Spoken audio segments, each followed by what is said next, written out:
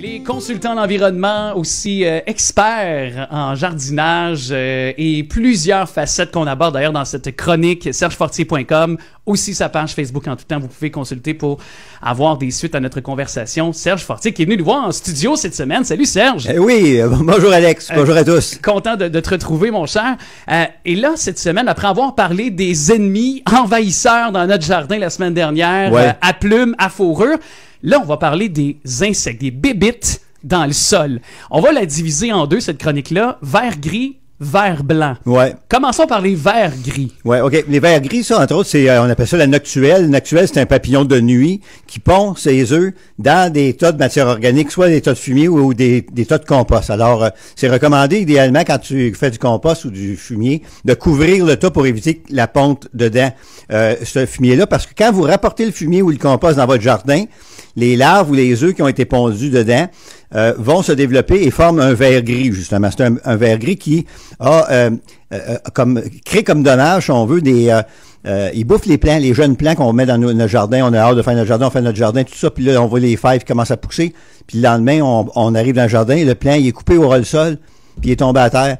Et puis, ça peut même s'attaquer au maïs, à plein de plantes, alors, si on veut. Tout type de plantes que dans le jardin, lui, il fait pas de distinction, là. Pas bien, c'est ça. Fait que, en fin de compte, le vert gris sort de terre la nuit, puis il fait son dégât dans la nuit, c'est un wise, ça, là, il s'arrange pour le faire quand t'es pas là. Et puis, là, il va aller couper le plant, puis il va dans le jour, il va aller se cacher dans la terre, tout près des plants qui a fait le dégât. Alors, on a juste à creuser un petit peu dans l'environnement, là, dans le 3-4 pouces aux alentours du plant, à peu près un pouce de profondeur, 2 cm seulement, et on va retrouver le vert gris qui est comme roulé. Fait que là, vous pouvez à ce moment-là l'éliminer. Sinon, la nuit prochaine, il est des chances de vous couper un autre plant. Et comment on le fait, justement, pour l'éradiquer, ça, on peut placer, entre autres, exemple, les rouleaux de papier de toilette. Quand tu as fini le rouleau de papier de toilette, là, le rouleau lui-même, tu peux le découper, là, puis l'installer par-dessus ton jeune plant pour créer une barrière, en fin de compte, pour pas que le vert gris vienne, parce qu'il rampe sur le sol, lui, en fin de compte. Fait que si tu crées une barrière comme ça avec un pot, une cacane, ça peut être aussi une boîte de conserve, pour créer une barrière, ni plus ni moins, pour éviter là, que le vert gris puisse se rendre à tes plants. Ça, c'est une façon de faire. Mais le meilleur, c'est de voir à mettre une matière organique qui est si elle est semi-décomposée, s'assurer qu'elle est couverte pour pas qu'il y ait eu de ponte dedans. Okay. Fait que de cette manière-là, tu t'as pas le problème, t'as pas à protéger, tu sais. Et le vert blanc, lui. Ouais, le vert blanc, ça, c'est une autre histoire. Ça, le vert blanc, lui, il peut faire du dégât à la fois dans les pelouses. Les gens le savent que le vert blanc fait du dégât dans les pelouses. Il bouffe les racines des plantes. Parce que les vers blancs, ils se nourrissent de plantes qu'on appelle des graminées, OK? Les graminées comme la pelouse. La pelouse, ce sont des graminées, ce sont des plantes herbacées dans la famille des graminées. Et puis, les vers blancs aiment ça, manger ça. Bon, fait que là, ils bouffent la pelouse. Les gens se ramassent avec la pelouse avec du scrappé, là, carrément. Là, c'est pas, c'est pas compliqué. C'est comme il vient. Ah ouais, il y en a qui sont obligés de refaire carrément tout le parterre, là, tout ça.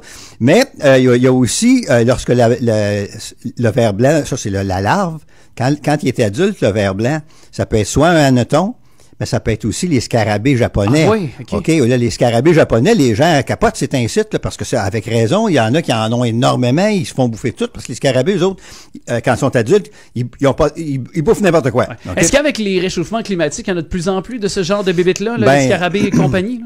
Oui, le réchauffement climatique, mais aussi le fait qu'en quelque part, on importe du stock de partout. Fait que finalement, on importe les bébites aussi parce qu'ils sont collés dans le container. Là. Ils rentrent dans le container, puis ils sont pas tout inspectés, les containers au port, là, quand ils arrivent. Alors, on se retrouve avec des bébites qui n'ont pas rapport dans l'environnement. Et là, ils ont beau jeu parce qu'il n'y a pas de prédateurs comme tel. Mais leur lieu de prédilection pour pondre, les scarabées japonais, c'est dans les pelouses, dans les terrains tondus, des terrains de graminées tondus, okay, de graminées tondus. Parce que si vous avez une pelouse, exemple de trèfle, le trèfle, il aime pas ça. Ils iront pas vivre là-dedans, ou du moins, ils mangeront pas ça. Fait qu'à ce moment-là, vous courez beaucoup moins de chances d'avoir des insectes, là, des scarabées japonais dans votre environnement. Comment qu'on le fait, lui, pour le repousser, l'éradiquer, oui? Diminuer les surfaces de pelouse, tondre moins court si vous êtes pris pour garder une surface de pelouse quand même, parce que c'est quand même commode si tu as des enfants ou tout ça, mais tondre beaucoup moins court. Ça va décourager un peu plus les adultes d'aller pondre. Les femelles d'aller pondre. Mais idéalement, faire autre chose que de la pelouse traditionnelle de graminées, de petits graminées qu'on a du trouble de toute façon à entretenir.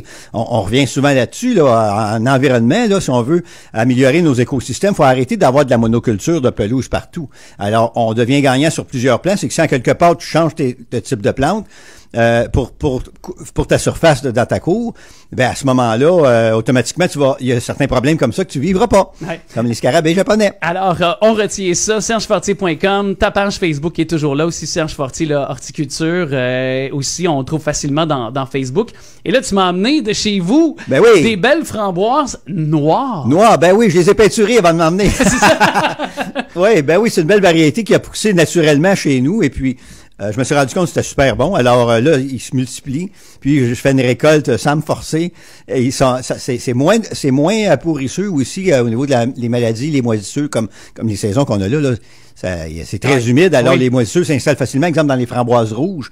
Mais les framboises noires, c'est super, entre autres, et puis très résistant. Oui, puis ça a un goût un peu différent des framboises typiques qu'on connaît, le framboise sauvage, le rouge, qu'on allait cueillir avec le plat de margarine, justement. Là, puis à ne pas confondre avec les mûres, hein, parce que là, quand on parle de framboises noires, les gens vont « Ah, c'est des mûres ». Non, c'est vraiment des framboises, mais qui sont noires. Ah oui, puis ils sont délicieuses. Merci de me les avoir apportées. C'est un plaisir. C'est un